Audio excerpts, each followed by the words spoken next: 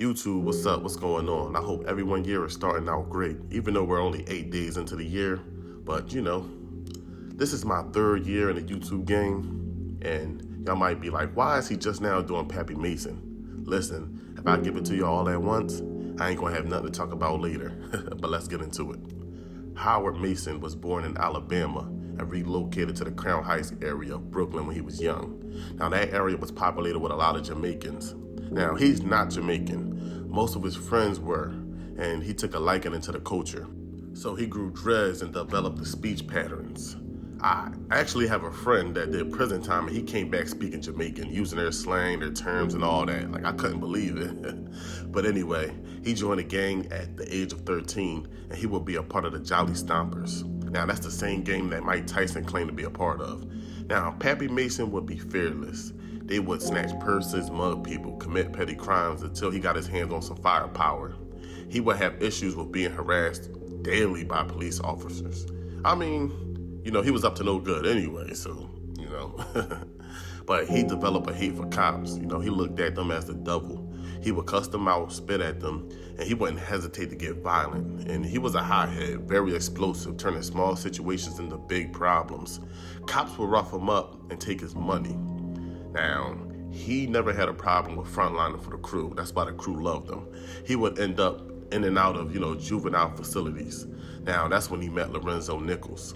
They grew a genuine relationship.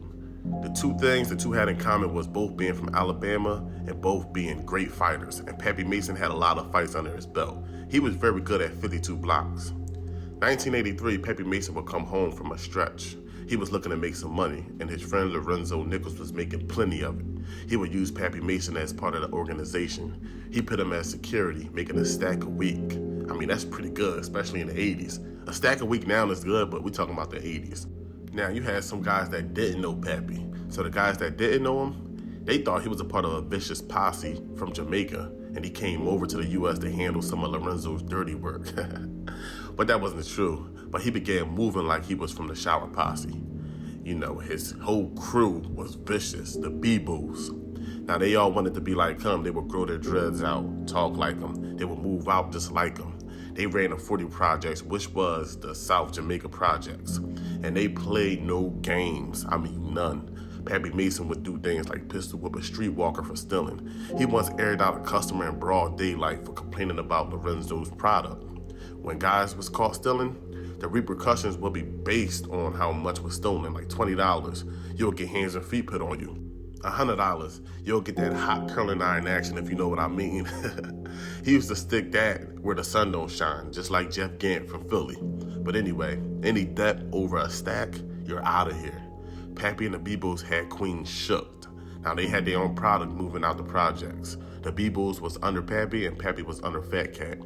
Now, just like I said, Pappy would do his own thing when it came to having motion in the streets. They would operate in several buildings with their own product.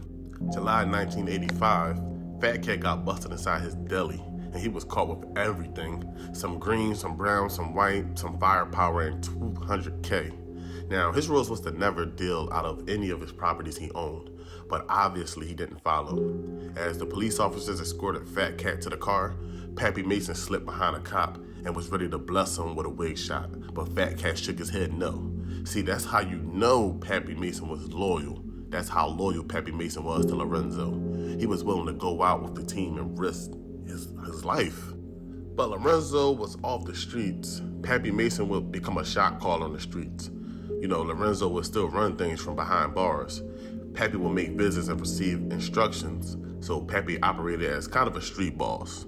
Now, Lorenzo was having issues with his parole officer, and he thought it would be in his best interest to send a hit. Perry Bellamy met with his PO after stating he had some information on Lorenzo. The parole officer agreed to meet with Bellamy around 7 p.m. Both men sat inside the car to discuss Lorenzo until a triggerman hopped out the bushes, striking the PO. Seconds later, Pappy Mason walks up to the car and get a close-up finishing the job. He noticed fear in Perry Bellamy and thought about taking him out right there on the spot, but he didn't. He should have went with his gut feeling because Perry Bellamy was arrested and confessed to the hit. He included Fat Cat and Pappy and the other guy involved and was willing to be a star witness. With Fat Cat being behind bars, he grew suspicious of a lot of people, so he would place contracts on people's heads. Pappy Mason would take care of some of the contracts, walking down on targets, finishing the job. Law enforcement got to Pappy before he could get to Bellamy. Now, when they snatched him up, he was caught with a gun. And, he was charged for the PO hit. So he was charged for the gun and the PO hit. But he would be released a free man when Bellamy took back his statement after his father was rocked due to Fat Cat organization not being able to get to Bellamy for being on PC. Now, all the prosecutors had was a 40-minute confession tape from Bellamy, but it wasn't enough to convict Pappy. Pappy was free of the PO hit, but he still had the gun charge, but he would be able to make bail and walk the streets. Now, being on the street, Pappy would be standing on the corner of 150th Street, minding his business, drinking a can of beer with a couple of his members of the Bebos. A cop would approach him, telling him not to drink beer in front of him and have some respect. He tells Pappy to put the can in a paper bag. Pappy Mason asked the cop, "Do you know who I am?" The cop said, "Yes, you're the guy that's going to put the can in a plastic bag." Pappy said, "F you," and continued to drink the beer. Now, the cop clearly didn't know who he was messing with, but, if he did, he didn't care. He put his hands on Pappy, which was a no-no, and Pappy walked away plotting revenge. The word spread fast that Pappy had it out for the cop. It somehow got back to the police. The police officer was taken off the streets for his safety. It was a rumor that Pappy was going to blow up the precinct. Yo, this dude is vicious. Pappy Mason was arrested again for the gun case. They thought that taking him off the streets would calm things down a little bit, but boy, were they wrong. He was more angry that the cops would arrest him and he was sit for a small gun. Now, he wasn't even on the streets for 10 days. While Pappy and Fat Cat was off the streets, rivals would move in on territory and attack. Fat Cat's family home would be firebombed. Fat Cat would lose his sister to the incident. But the only revenge Pappy Mason was worried about is revenge on a police officer. Tuesday, February 23, 1988, he was convicted on a gun charge. He would look at the prosecutor. He would pull the trigger on the imaginary gun using his hands. Now, from a Rikers Island payphone, he would tell one of his men, "If we lose one, they lose one." And he didn't care who it was, as long as it's a person in a blue uniform. Now, you'd think he would have learned his lesson with the parole officer incident, but that incident with that cop on that corner just struck a nerve. He couldn't just let it go. He couldn't. But, the cop was just doing his job, and it wasn't even as personal as Pappy took it. But $8,000 was offered to complete the task. February 26, 1988, rookie police officer Edward Byrne was sitting in his police cruiser when he took 5 to the dome, leaving him slumped. Now, that wasn't even the cop that Pappy had a problem with. It was just another man doing his job to feed his family. Now, I understand not all cops are bad, just like all blacks aren't criminals. It's sad, but I'm sorry. It's more stories of innocent black African Americans gunned down by police for no reason. And I'm gonna just leave it right there. $20,000 reward was placed to anyone who could come forward with some information about what happened. The police received over 300 calls within several hours. Several names, several scenarios, but really just a bunch of poor people trying to come up off that 20K. Now, we all know the police hit was a bad call. It caused the law to shut down blocks and it made it super hot. Guys was losing a lot of money and it caused their organization to slow down. Now, 4 men, a part of the Bebos, were arrested and brought in for questioning. 3 of the 4 men made incriminating statements. One of them said the boss caught the hit. He didn't say Pappy Mason's name, but, that was still dry snitching. Prosecutors put 2 and 2 together. Plus, they knew he was the leader of the Bebos. The 4 men were sentenced to life in prison, but the government wanted the whole crew to get shut down. So the government will offer the men deals. Ain't that crazy? May 12, 1989, Todd Scott negotiated a deal and made a statement that Pappy Mason ordered the hit. Now, behind bars, Pappy would get into some disagreements with the crew. The crew would break away into factions. Some would question Pappy about letting his mother go on trial, and, it would tell him to calm down the vicious acts. He thought the members weren't even qualified to even speak on his actions. Now, during an attorney visit, Pappy Mason would show up with his prison uniform stuffed with magazines and a shank, ready for crew member Mike Bones. Mike Bones was prepared also, with a rope tied around his hand with a shank attached.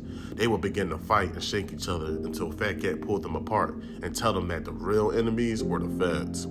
The feds offered Pappy Mason 40 years to cop out to the police officer hit and some counts of racketeering, but he said he wasn't going to cop out to something he didn't do.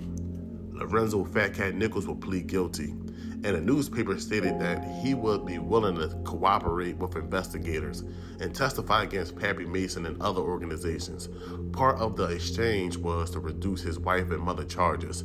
Pappy Mason's mother went to trial and received 10 years for the drugs they found in her home during a raid. Now, during Mr. Mason's trial, he would huff and puff. He would once stand up and try to walk out. He once had a mental breakdown and had to go to the hospital. His lawyer tried to push an insanity defense, but the judge wasn't hearing it. It's been alleged that he would find things in his food, and they would have him on all types of medication that had him, not the same. Mike Bones, Todd Scott, Fat Cat's sister all would testify against Mason. Now, Fat Cat didn't testify. He wasn't in Pappy Mason's paperwork. He wasn't in anyone's paperwork. He didn't take the stand. And Pappy Mason himself would say that Nichols didn't snitch on him and still calls him his brother till this day. Some say Fat Cat fooled law enforcement to help out his mother and girlfriend. When it was all said and done, Pappy Mason was found guilty. Before sentencing, he was transferred to a mental facility for psychiatric tests. A psychiatrist testified that Mason was unfit to be sentenced and appeared to have a mental illness. Years later, and I mean January of 1994, he was cleared to be sentenced. Pappy Mason would be sentenced to life in prison. As soon as he heard that, he would drop down and he did 15 to 20 push-ups. He would threaten the judge, he would cuss. He did everything but leap at the judge like the bull did. No, for real, when I saw that, I was like, yeah, this is going to be a crazy year. But behind bars, he would sleep under the bed, throw feces at officers. He'll fight guards, wrap towels around his head, covering himself in baby oil, fight day and night. At the end of the day, Pappy Mason stood tall by himself. He stayed in his own lane. The Jamaicans even claimed him as their own. A couple of rap artists name-dropped Pappy Mason in a couple songs. He got the result of reckless behavior with his actions that affected everyone around him. But thanks for tuning in tonight. I appreciate all the views. I appreciate all the viewers for coming back, turning notifications on. Hit the likes up and holler at me in the comments and stay tuned to the next video. I'm out.